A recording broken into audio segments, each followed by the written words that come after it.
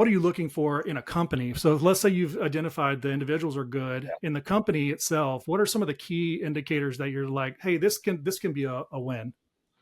What I look for is what historically I did for myself. I had Okay. 10 different companies. I think I had about an 80% success rate with the companies, including taking two of them public.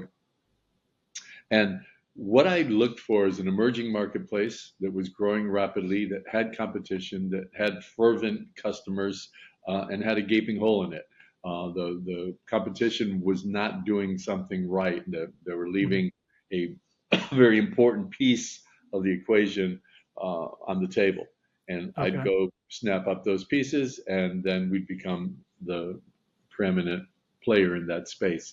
And in using that approach, it's turned out to be very successful. And so when people come in and they have an idea, they want to go into a sector, one of the very first things that I do is like, is there an opportunity here to take advantage of a hole in this marketplace? And if there is, I get excited about it. If you look at my resume, you'll think, oh man, this guy's schizophrenic. It's just like everywhere: Yeah. restaurants, food, beauty, Yeah. clothing, software, hardware, e-commerce, finance, really all over the place. But every one of those is opportunistic. Yeah. Here's a really good opportunity in a growing market sector. Yeah, gotcha. And that makes total sense. So you're looking at the person first. Can this person run, drive this race car? Yes. Are they in a market that the wind's kind of at their back and there's already a demand for what's going on, and probably looking for product market fit? Exactly. Uh, and then you're looking for the gap that you can fill.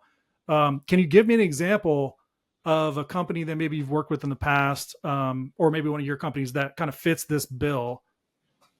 Yeah, I can give you a couple of examples. I'll use I'll use my own companies that I had started before. One is I think a great example because they're now doing about 800 million a year in revenue.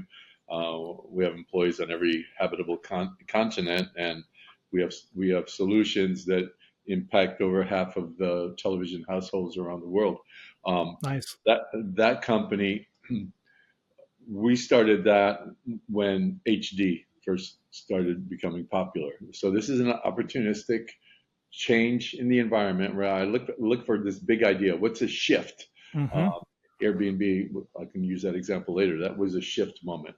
Yeah. But Right. for us, the shift moment is the world was changing to HD, and the cable industry was screwed because the cable that went to your house could only hold 1 megabit of Hmm. data, and for HD back then you needed 1.5. So there's no way that they could bring HD to the home without forklifting their entire system. And if you know cable, it's all hardwired. Yeah. And so they had no solution, and it was panic mode for them. We approached them, me and two engineers from Israel, and said, we think we have a solution that can get you HD in a household. And basically we said, hey, if you can build that, you got a $20 million order to start out with. And Nice. uh, and we left the meeting, and my engineers said, you're effing crazy, man. How are we going to be able to do this?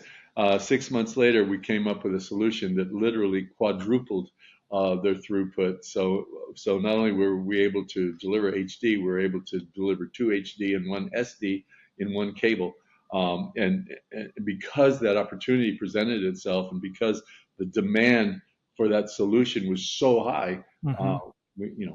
as I said, $20 million in the very first year from Yeah. zero.